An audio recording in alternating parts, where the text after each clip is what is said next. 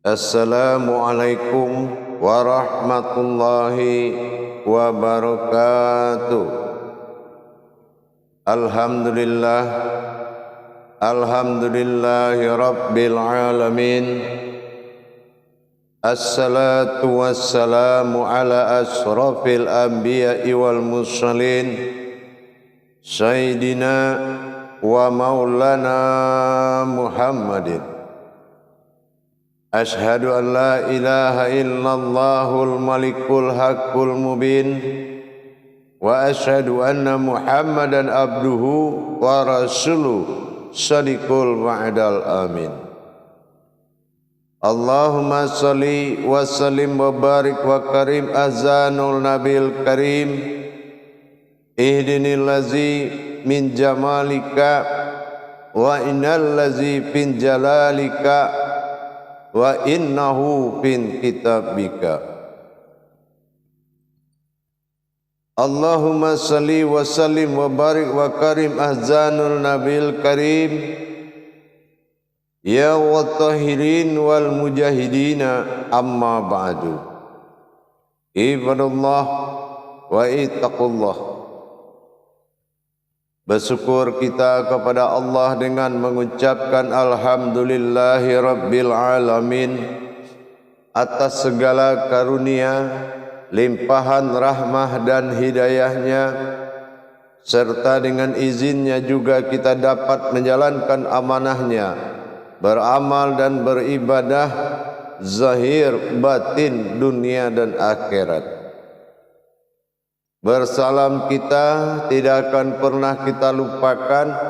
Marilah sama-sama kita panjatkan kepada junjungan kita, Nabi Allah, Nabiul Akhirul Zaman, Rasulullah Muhammad sallallahu alaihi wasallam. Atasnya kalimahnya kita kalamkan dengan membaca Allahumma sholli ala Sayyidina Muhammad wa ala alihi Sayyidina Muhammad. Alhamdulillah, bertemu lagi dengan saya Guru Mursyid Syekh Nur Muhammad Buya Irwan Maulana Al-Khalidi, Sumatera Barat, dalam rangka meningkatkan iman dan takwa kita kepada Allah, tentunya dengan kita meningkatkan kualitas diri dan derajat ibadah kita. InsyaAllah dalam makom majelis zikir Ma'rifatullah, tentunya dengan tayangan YouTube Buya Pasaman Timur, dalam rangka kupas tuntas ilmu amal ini ibadah.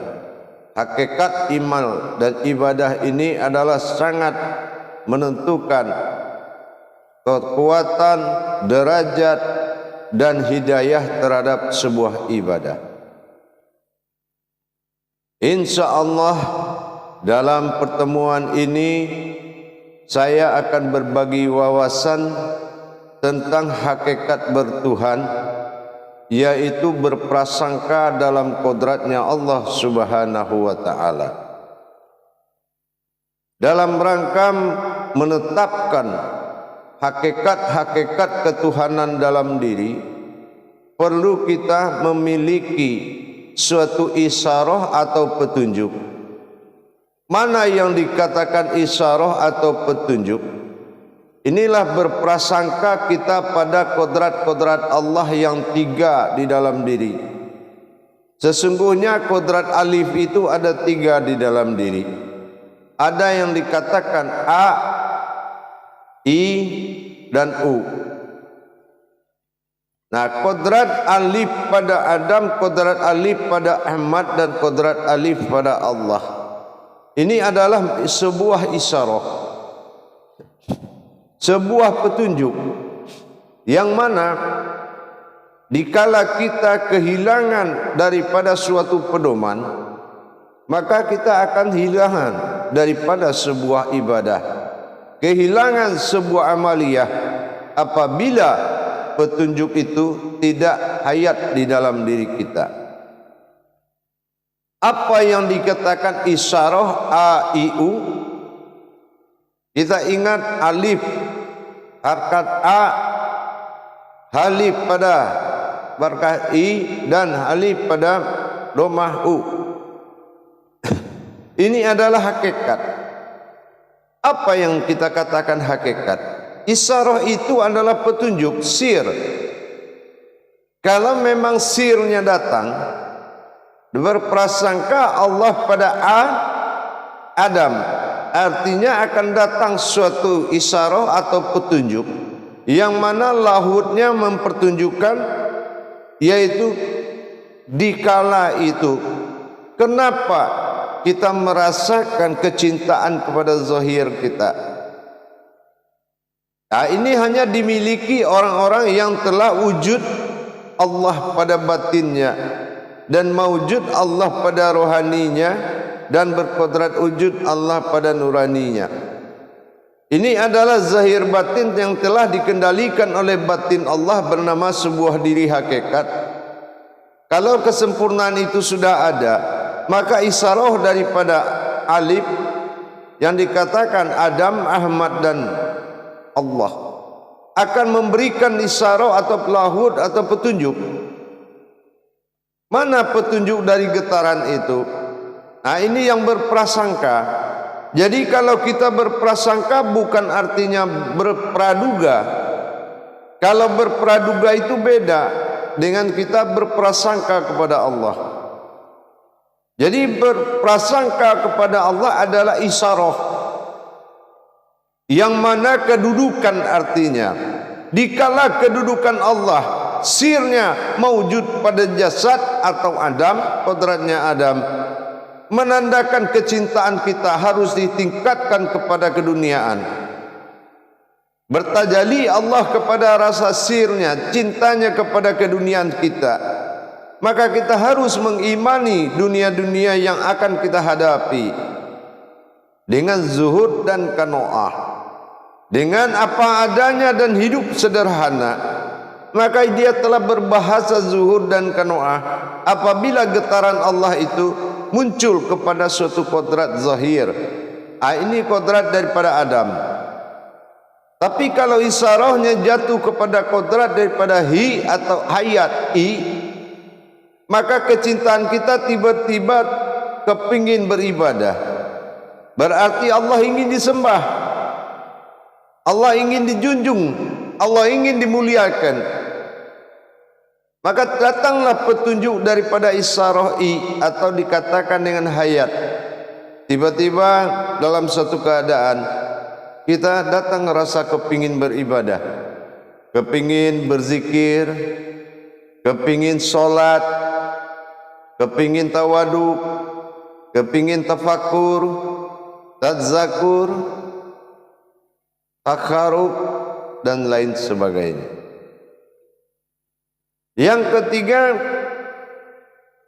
datangnya isyarah terhadap alif pada U, yaitu menunjukkan kepada batin kita. Tiba-tiba kepingin kepada suatu hal yang mengamalkan sebuah ibadah, kepingin menaikkan derajat marifat, kepingin bermarifat kepada Allah. Rasa getaran untuk tafakur dan tadzakur ini sangat tinggi. Maka artinya apa? Isyarah itu sudah menuju kekuatan batin atau ruh. Inilah yang dikatakan rasa yang harus kita pantau atau dikatakan dengan musyahadah. Jadi inilah kontrol diri kita terhadap kauniyah-kauninya Allah kepada kita. Jadi supaya kita tidak merasakan suatu beban, suatu masalah dan musibah, maka kita harus mengontrol dengan posisi kodrat alif pada A, pada I dan pada U, atau dikatakan A, I, U, atau dikatakan pada kodrat Adam, Ahmad atau batin, dan Allah atau sir. Nah, ini harus bagus kontrolnya. Maka kita lakukan bagaimana untuk bermusyahadah tadi, mengintai bagaimana kita mengintai daripada perjalanan lahud-lahudnya Allah pada diri kita. Jamaah hadirin dan hadirat kaum muslimin dan muslimat rahimakumullah. Hakikat bertuhan itu sangat banyak. Salah satu adalah menuju petunjuk. Kalau memang kodrat yang tiga tadi telah kita pelajari selama ini dari makom Adam, makom Ahmad dan makom Allah. 3 kali kodrat Ali bermunajat di dalam diri, berwasilah kepada Allah. Maka kita harus mengikuti isarah-isarah itu. Kita harus betul-betul sami'na wa ta'na terhadap petunjuk dan getaran atau lahut-lahut yang muncul dalam kehidupan kita sehari-hari. Kita lagi tidak merasa waspada, bebas, tapi kita sudah merasa waspada. Kalau istilah kita dari Jawa itu disebut dengan ojo lali, jangan mudah kita lupa. Eling waspada. Selalu kita ini waspada dan ojo sembrono. Inilah yang dikatakan jangan sembrono atau jangan asal-asalan. Kemanapun kita melangkah, rukun-rukun ilmu ketuhanan itu selalu dipakai. Kemana kita berhajat, selalu kita memakai rukun-rukun ilmu kepada Allah. Munajat-munajatullah wajib dilantunkan oleh seseorang yang berilmu kepada Allah Subhanahu wa ta'ala. Bukanlah suatu kebebasan yang dikatakan orang mukmin itu beruntung, tetapi suatu pengetahuan yang membawa derajat dirinya semakin dimuliakan oleh Allah Subhanahu wa ta'ala. Hakikat bertuhan ini penuh dengan adab. Nah, sebagaimana kita pernah pelajari, pernah saya sampaikan, bi'abdihi derajatan fil ilmi. Sesungguhnya beradab kepada Allah itu lebih tinggi derajatnya daripada berilmu. Kalau kita berilmu tidak ada adabnya, coba. Kalau hanya sekedar berilmu, iblis pun tinggi ilmunya. Untuk apa kita bisa berhubungan batin dengan Allah? Yaitulah melalui isyarah atau petunjuk. Petunjuk itulah yang mengantarkan terjadinya hablum minallah antara satu orang dengan Tuhannya. Sulit dipahami memang kalau kehidupan orang yang berilmu kepada Allah. Kalau kita melihat dari kehidupan kita sehari-hari secara awam, ini ingat Rasulullah sangat melarang memandang kehidupan ulama itu dari sisi syariat. Kenapa? Itu akan melahirkan fitnah. Fitnah itu akan menghukum kamu dari nilai kekejaman pembunuhan orang. Satu kali kita memfitnah, dosa membunuh 7 orang itu sudah hadir.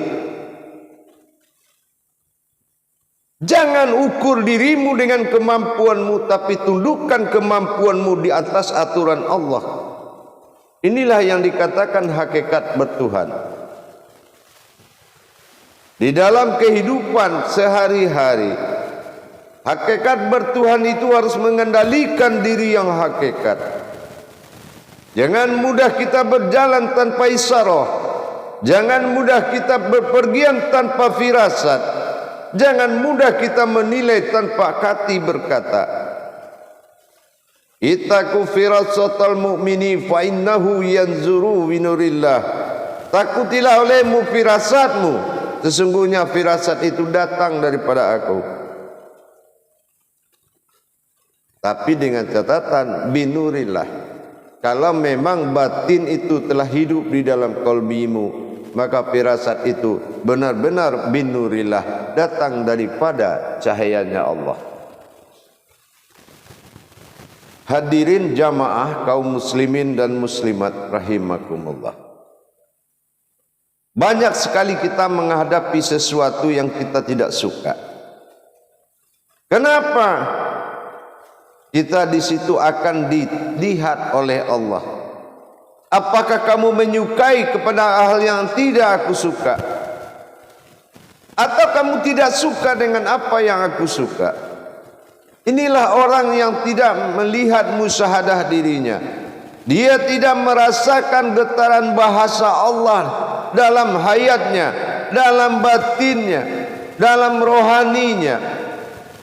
Dia tidak mampu merasakan sinyal-sinyal dari Allah. Akhirnya datanglah prasangka. Prasangka ini bukanlah kedudukan, tapi prasangka ini praduga. Inilah yang membawa fitnah. Apalagi kita memfitnah orang yang sangat dekat dengan Allah. Laknatullah. Ingat, tidak akan jauh dari laknatnya Allah. Jangan kamu cari laknatnya. Jangan kamu harapkan murkaku. Allah katakan, rahmat datang dari Allah, syafaat datang dari Rasulullah, barokah datang dari wali Allah. Apabila engkau mengharapkan cintaku, maka harapkanlah cinta waliku. Dan apa engkau ingin mengharapkan sayangku, harapkan sayang waliku. Tapi apabila engkau ingin mendapatkan murkaku, maka musuhilah waliku. Ini sudah peringatan kepada orang-orang yang menzolim para ulama, orang-orang yang telah menzolim para habibillah, orang-orang yang telah menzolim para pemuka-pemuka agama, menempatkan derajat dirinya di atas derajat keulamaan orang. Itu batil. Harusnya dia berupaya apapun yang terjadi oleh seorang ulama itu adalah wasilahnya Allah. Kita harus hargai, karena murka Allah dan pertolongan Allah itu sangat dekat apabila kamu dekat dengan seorang ulama.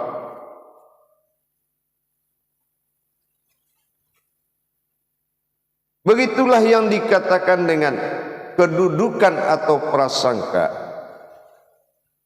Prasangka alif pada Adam, A, dan berprasangka Allah pada harkat I, atau dikatakan rohani, dan berprasangka Allah pada kodrat U atau domah, maka itulah dikatakan gerak batin. Musyahadah kita dalam memeriksa getaran dan perasaan tadi. Selalu kita waspada terhadap kegiatan-kegiatan tiga perkara tadi. Karena itu adalah kalamnya Allah. Itu kalamnya Allah. Jangan kamu langgar dengan akal, nafsu dan pikiranmu.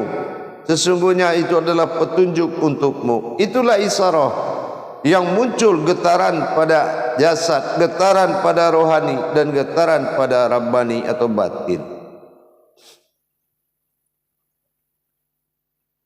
Jamaah yang dirahmati Allah, kodrat alif, 3 alif di dalam makom diri kita menjadikan petunjuk untuk bisa kita berhablum minallah, menjadikan petunjuk kepada pendekatan muqarrabinnya diri kita kepada Allah.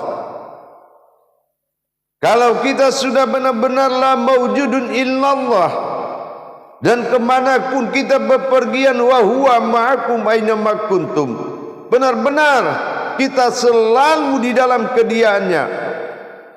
Apalagi kita telah bisa mensirnakan diri dan memperlihatkan hakikat diri sifat Allah di dunia ini. Semakin Allah muliakan kita. Jangan kita lagi lawan dengan keraguan-raguan. Jangan lagi kita hadapi dengan ketakutan. Jangan lagi kita harapkan dengan nafsu kita. Maka hadapilah, sesungguhnya hakikat Allah itu adalah dirimu sendiri.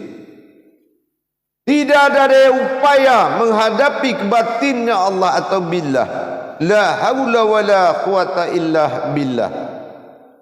Kalau sifat billah Allah sudah wujud dalam batin artinya disinilah batinnya Allah yang disebut kalbi atau dikatakan hati halusnya orang manusia, yaitu setelah hati itu fuad, setelah hati itu menerima keberadaan Allah dalam dirinya.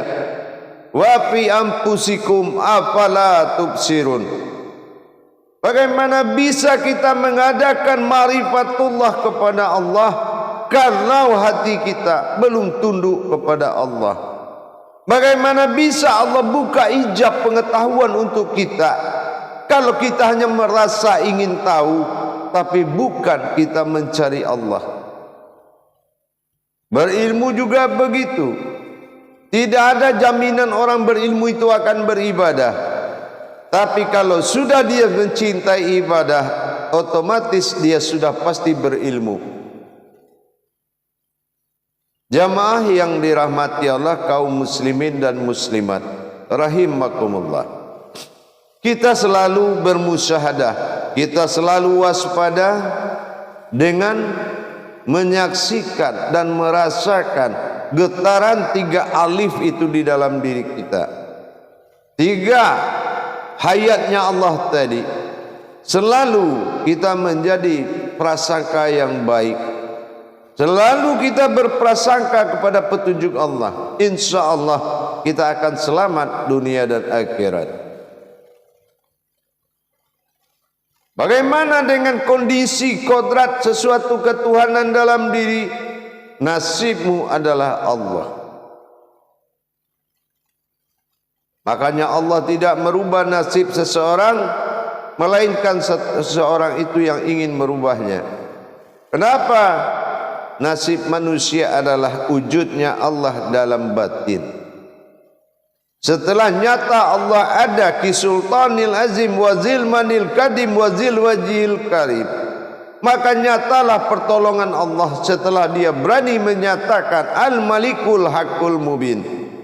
Benar-benar dia dirikan diri Allah yang nyata, diri yang sebetul-betul diri itu dengan nyata, dan dia akui diri itu benar-benar suatu diri yang dijadikan oleh Allah.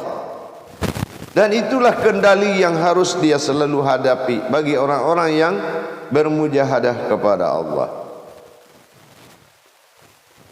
Jamaah yang dirahmati Allah, mari kita lakukan musyahadah terhadap batin kita, musyahadah terhadap rohani kita, musyahadah terhadap nurani kita. Bagaimana rasa yang kita alami? Apakah kita dalam kesenangan nikmat dunia, jalan-jalan kemana yang kita suka? Kalau memang arah petunjuknya, sirnya lebih kuat ke posisi Adam, laksanakan. Yang kedua, apabila datang rasa ingin beribadah kepada Allah, berarti makom alif rekah i akan sudah muncul di dalam diri kita. Hasratnya Allah minta disembah. Tapi apabila dalam suatu saat kecintaan untuk terhadap batinnya Allah itu semakin tinggi, maka sesungguhnya engkau adalah aku dan engkau mewujud daripada aku, maka Allah minta melenyapkan diri kepadanya. Disinilah jamaah petunjuk tadi. Jadi kalau kita sudah belajar bagaimana menerima petunjuk Allah dengan kodrat alif A, alif I, alif U, bagaimana kita merasakan lahud dan getarannya dalam kehidupan sehari-hari, maka insya Allah akan selamat kita dalam menghadapi kehidupan dunia dan akhirat, zahir dan batin, insya Allah. Jangan kamu pikirkan apa yang kamu takuti, sesungguhnya tidak akan terjadi kalau kamu memang sudah takut kepada Allah. Apabila kamu sudah takut kepada Allah, semua alam akan Allah jadikan takut kepadamu. Tapi apabila kamu tidak takut kepada Allah, maka Allah akan berikan suatu kemampuan kepada alam untuk menguji dirimu sendiri. Jamaah yang dirahmati Allah rahimakumullah. Jadi dengan kita sudah bisa mendapatkan musyahadah, merasakan getaran lahut-lahutnya Allah, getaran-getaran Allah dalam kehidupan sehari-hari menuju 3 kodrat tadi, alif pada batin, alif pada rohani, alif pada nurani, Inilah AIU yang harus menjadi pokok sir, pokok petunjuk dan rasa di dalam menjalankan kehidupan dunia dan akhirat. Jamaah yang dirahmati Allah rahimakumullah, insyaallah semakin kita mengikuti, mewaspadai dan berprasangka di dalam 3 jalan tadi, insyaallah semua akan melahirkan petunjuk yang sangat luar biasa. Tapi kalau kita tidak bersandar dalam kehidupan 3 perkara tadi, tidak mencintai kehidupan Adam, Ahmad, Allah, maka kita sesungguhnya sudah terombang-ambing di dalam belenggunya dunia ini. Inilah prasangka pada huruf AIU tadi. Berprasangka kepada 3 kehidupan Allah di dalam diri kita, menjadikan kita selamat dari segala apa yang kita inginkan dan selamat dari apa yang kita tidak inginkan. Insyaallah saya yakin jalan adalah titian yang harus kita cintai. Ilmu adalah kodrat yang harus kita taati. Insyaallah mudah-mudahan bisa bermanfaat buat kita semua. Jangan dekati hawa nafsu, jangan dekati amarahmu, emosi amarahmu, karena kamu akan kehilangan isyarah petunjuk dari 3 kodrat tadi dalam menata kehidupan dunia dan akhirat, zahir dan batin. InsyaAllah demikian para jemaah sekalian dan para hadirin, untuk melaksanakan bagaimana bermusyahadah kepada Allah, bagaimana kita bisa tersambung kepada Allah, bagaimana kita mendapatkan petunjuk kepada Allah, maka taatilah gejolak 3 perkara dalam diri tadi, insyaallah. Untuk itu saya cukupkan sampai di sini dulu. Bagi para jemaah, para hadirin dan hadirat yang ingin mendapatkan tuntunan ilmu amal ibadah, dituntun dan dibimbing oleh guru mursyid, insyaallah silakan menghubungi nomor telepon yang ada di layar deskripsi daripada HP atau YouTube Buya Pasaman Timur, dan akan mendapat bimbingan, tausiah dan belajar tolabul ilmi 1 minggu sekali. Insyaallah mudah-mudahan kita bisa lebih meningkatkan iman dan takwa kita, tentunya dengan meningkatkan pemahaman kajian tauhid ini, insyaallah. Akhirul kalam, wabillahi taufik wal hidayah. Wassalamualaikum warahmatullahi wabarakatuh.